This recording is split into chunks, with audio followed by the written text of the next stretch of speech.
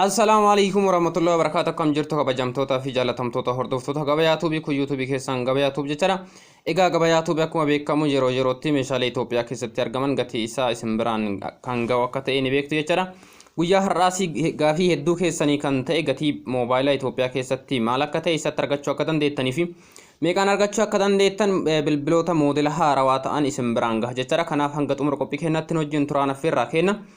Warroonni yeroo jalqabaatiif gara YouTube channel keenyaa dhuftan subscribe gochuudhaan maatii keenya ta'a. Warroonni maatii keenya taatan ammootuyyuu like share gochuudhaan YouTube keenyaa nuuf jajjabeessa isiniin jenna. Egaa guyyaa har'aa akkuma dura isiniin jedhe bilbilli Itoophiyaa keessatti meeqaan jira, bilbila biyya keessaa bitachuudha moo biyyoota alaatii bitattanii galutu irra mijaa akka ta'e haaluma salphaa ta'een guyyaa har'aa isin biraan gaha jechaadha. Kanaaf namoonni yeroo baay'ee gaafii kana na gaafattan guyyaa har'aa kallattimaan deebii isaa isiniif laadha.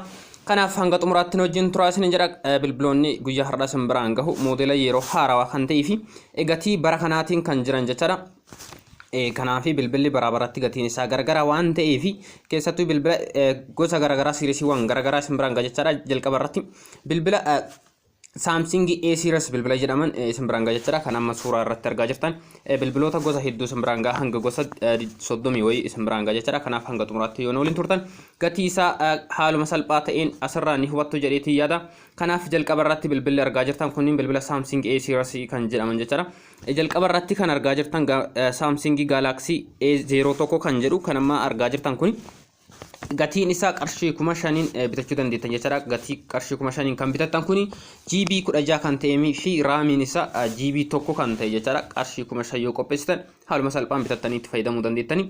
Inni lammaffaa irratti itti aanee argamu kun ammoo Samsung Galaxy A10s kan jedhamu kan argaa jirtan kun bilbila bara kana keessa jechaadha. Bilbila gatii bara kanaatiin GB 32 kan ta'e raamiin isaa ammoo lama kan ta'e jechaadha. Qarshii 6,500 bitachuu dandeettani.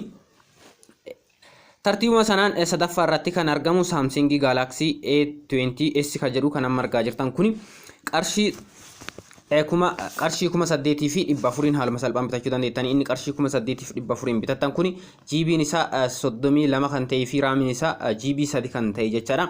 Bilbila baay'ee tokko bareeda. Tartiibuma sanaan kan afuraffaa irratti argaa jirtan Samsung Galaxy A30s kan jedhu kan amma argaa jirtan kun gatii bara kanaatiin GB'n 40 GB'n 64 raamiin isaa ammoo 4 GB kan ta'e jechaadha. Qarshii 10,500 yoo qopheessitan haaluma salphaan bitattanii itti fayyadamuu dandeettani.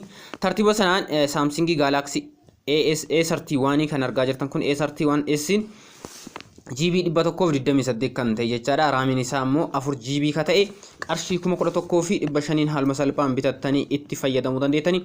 Tartiiba sanaan jaaffaa irratti kan argaa jirtan kun Samsung Galaxy A51s kan jedhamu jechaadha. Kan dhuma irratti argaa jirtani A51 kan jedhu suni GB 128 kan ta'e jechaadha.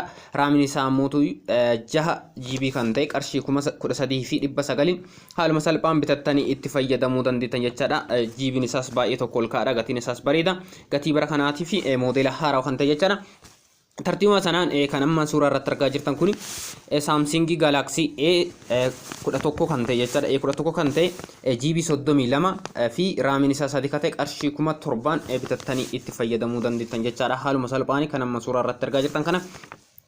Tartiibuma kanaan A21s kan jedhu A21s kun bilbila baay'ee tokko bareedaa ta'e jechaadha. GB 64 raamiin isaa ammoo 4 GB kan ta'e qarshii 9,800 haaluma salphaan bitachuu dandeettan jechaadha. Irra yoo isin deebi'e GB'n isaa 64 raamiin isaa 4 GB fi qarshii 9,800 haaluma salphaan bitattanii itti fayyadamuu dandeettan jechaadha. Inni amma argaa jirtan kun bilbila baay'ee tokko bareeda. GB'n isaa yookaan immoo storage inni qabu baay'ee tokko olaanaa kan ta'e jechaadha. A70s kan jedhama maqaan isaa jechaadha. A70s kan ta'e moodela bara 2020 kan ta'e GB 128 fi raamii 6 kan qabu qarshii 15,000 fi 800 bitattanii itti fayyadamuu dandeettan jechaadha. Isa amma suuraa irratti argaa jirtan kana qarshii 15,000 fi 800 yoo qopheessitan haaluma salphaan bitachuu dandeettan jechaadha. Kanaaf gatii biyyoota alaa biyya jirtan keessaa ni beektaa waan ta'eef yeroo booda gatii biyya sanaas isin biraan kan ga'u ta'a. Kanaaf biyya keenya keessatti gatii kanaan jira wal bira qabdanii madaaltanii biyya kanatti bitachuudha moo biyya sanaa bitattanii galutu irra mijaa akka ta'e gamoo kanaan adda akka baaftanii isin fayyada jechaadha. Kan amma argaa jirtan kun Samsung Galaxy A71 SC kan ta'e qarshii 18,500 bitachuu dandeettan jechaadha. Moodela bara 2020 bara amma keessa jirru kanaati. GB isaa yookaan immoo storage isaa GB 128 fi RAM isaa 8 GB kan ta'e jechaadha. Gatii kanaan qarshii 18,500 haaluma salphaan bitattanii itti fayyadamuu dandeettanii wanti as biratti beekuu qabdan bilbiltanii yoo jettan bilbila isaanii isiniif barreessa. Bilbila kana yoo bilbiltan iddoo isin jirtanittis isiniif dhufuu ni danda'ama. Jechaadha kanaaf kanan margaa jirtan kunis Samsung Galaxy A50 SC dha jechaadha. Bilbila baay'ee tokko bareeda. Isa kana bitachuu yoo barbaaddan qarshii 11,500 yoo qopheessitan haaluma salphaan bitattanii itti fayyadamuu dandeettanii. Storage isaa 128 GB fi 6 GB kan ta'e jechaadha. Qarshii 11,500 yoo bittani yoo qopheessitan bilbila kana haaluma salphaan bitattanii itti fayyadamuu dandeettan jechaadha. Bilbiloonni Samsung A series kan jedhaman kanan gamma isin biraan gahaa ture. Kanaaf amma gosa biraatti isin dabarsa Samsung A series kan jedhaman jechaadha. Bilbila baay'ee tokko bareeda namoota hedduu biratti filatamaa kan ta'ee fi moodela yeroo dhiyoo akkasumas gatii bara kanaatiin isin biraan gaha jechaadha. Kanaaf kun akkuma amma isin biraan gahaa turetti gatii isaa haala kanaan bitachuu dandeettan jechaadha. Kanaaf asirraan Galaxy Samsung S series kan jedhaman jalqaba irratti bilbilli amma argaa jirtan kuni Samsung S6 dha jechaadha. Bilbila kana bitachuu barbaadan qarshii 5,900 yoo qopheessitan bitachuu dandeettani. Storage isaa hammi inni waa qabachuu danda'u 32 GB fi RAM isaa 3 GB kan ta'e jechaadha. Bilbila kana afoon isaa kana fakkaata, duuba isaa irraan ammoo kana fakkaata. Qarshii 5,900 bitachuu dandeettani jechaadha. Bilbila kana beekuu barbaadan Samsung S6 jedhama jechaadha. Haaluma isa fakkaatuun bilbila amma argaa jirtan kun bilbila Samsung akkuma argaa jirtan kana S7 jechaadha. Bilbila kana bitachuu yoo barbaadan qarshii 7,500 yoo qopheessitani dhiifama qarshii 6,500 yoo qopheessitan bitachuu dandeettan jechaadha. Bilbila baay'ee tokko bareeda. Storage isaa 32 GB fi RAM isaa 4 GB kan ta'e jechaadha. Qarshii kana qopheessinan qarshii 6,500 qopheessitan haaluma salphaan bitattanii itti fayyadamuu dandeessan jechaadha. Haaluma kana fakkaatuun bilbila baay'ee tokko bareedaa fi moodela yeroo haarawaa kan ta'e Samsung S80 jedhama. Kan amma suuraa irratti argaa jirtan kana storage isaa 64 GB fi RAM isaa 4 GB kan ta'e jechaadha. Qarshii 10,000 fi 600 bitattanii itti fayyadamuu dandeettan isa amma suuraa irratti argaa jirtan kana jecha. Egaa bilbila kanuma ta'e Samsung S8 Plus kan amma argaa jirtan kana storage isaa 64 GB RAM isaa 4 GB kan ta'e qarshii 12,800 bitattanii itti fayyadamuu dandeessan jechaadha. Egaa bilbiluma kana ta'e GB isaa 128 kan qabu storage isaa 128 GB kan ta'e qarshii 13,000 fi 500 bitachuu dandeettan jechaadha. Akka wal harkaa isin hin dhoofne Samsung S8 Plus kana GB 64 kan qabu qarshii 12,800 yoo ta'u S8 Plus kanuma ta'e GB 128 kan qabu ammoo qarshii 13,500 bitattanii itti fayyadamuu akka dandeettan jechaadha. Gamanumaan beekuu akka qabdanii. Haaluma isa fakkaatuun bilbila amma argaa jirtan kun Samsung S9 dha jechaadha.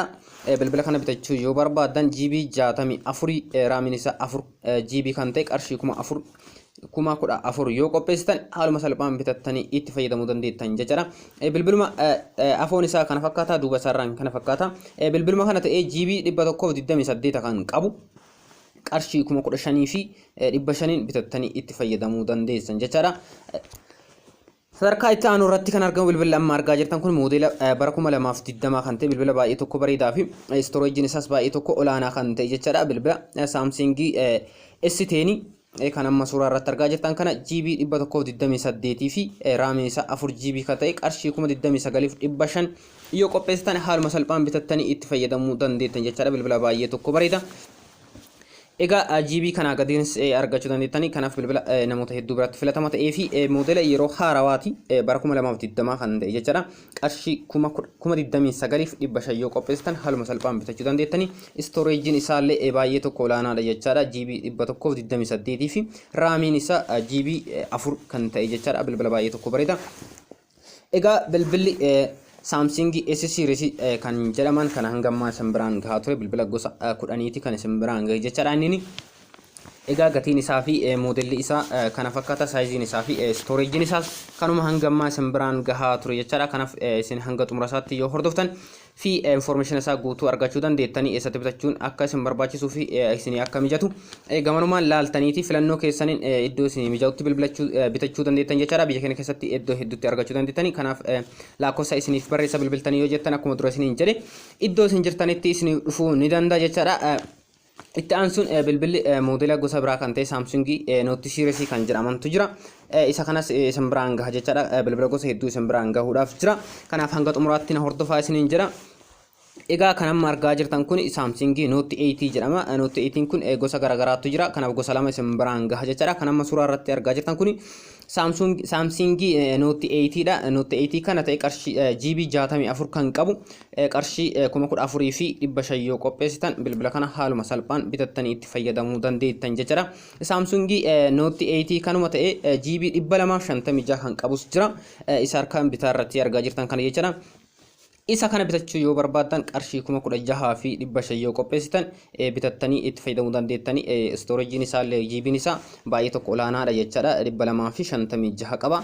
Kanaaf raamiin isaa GB 8 baay'ee tokko bilbila bareeda jechaadha. Storage isaas olaanaadha. Moodela yeroo dhiyooti moodela bara 2020ti. Bilbila kana gatii kanaan bitattanii yoo jettani haala gaarii ta'een itti fayyadamuu dandeettan jechaadha. Siistemoonni keessa isaa jirus baay'ee tokko gaggaarii kan ta'e jechaadha.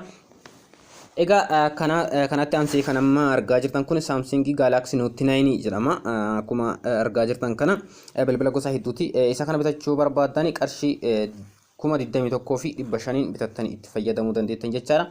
Storage isaa GB 128 GB 128 fi raamii isaa GB 4 qaba jechaadha. Bilbila kana qarshii 21,000 fi 500 yoo qopheessitan haaluma salphaan bitattanii itti fayyadamuu dandeettan jechaadha. Inni biraa ammoo kan itti aanu bilbila Huawei qabadhee isin dhufe jira. Bilbilli Huawei kan amma suuraa irratti argaa jirtan kun Huawei P30 Lite kan jedhamu kan amma argaa jirtan kana isa kana bitachuu barbaadan qarshii 17,000 fi 500 yoo qopheessitan haaluma salphaan bitattanii itti fayyadamuu dandeettanii. Storage isaa GB 128 fi raamiin isaa 6 GB kan ta'e jechaadha. Bilbila baay'ee tokko bareeda moodela yeroo haarawaati gatiin isaas baay'ee tokko madaalawaadha. Kanaaf qarshii 17,000 fi 500 yoo qopheessitan bilbila amma suuraa irratti argaa jirtan kana bitattanii itti fayyadamuu dandeettan jechaadha. Isatti aansuun bilbilli amma suuraa irratti argaa jirtan kunis bilbila baay'ee tokko bareeda. Isa kanas Huawei P30 Pro kan jedhamu GB 256 GB 256 kana qarshii 37 bitattanii itti fayyadamuu dandeettanii. GB isaa 256 isiniin jedheera. Raamiin isaa ammoo 8 GB dha. Kanaaf bilbila baay'ee tokko bareeda qarshii 37 yoo qopheessitan bilbila kana bitattanii itti fayyadamuu dandeettan jechaadha. Egaa kanaaf kabajamtootaa fi hordoftoota YouTube keenna odeeffannoon guyyaa har'aa qabadhee isiniif dhiyaadhe kanuma hanga ammaa hordofaa turtanii. Gaaffii biraas yoo qabaattan meeshaalee biraa kan bitachuu barbaaddanis yoo jiraate gara keessaatii fi koomentii jalatti yoo nu barreessitan deebii isaa haaluma salphaan isin biraan geenya jechaadha. Kanaaf odeeffannoon guyyaa har'aa qabadhee isiniif dhufe kanuma hanga ammaa hordofaa turtanii odeeffannoo biraatiin hanga walitti deebinutti nagaan nuuf tura.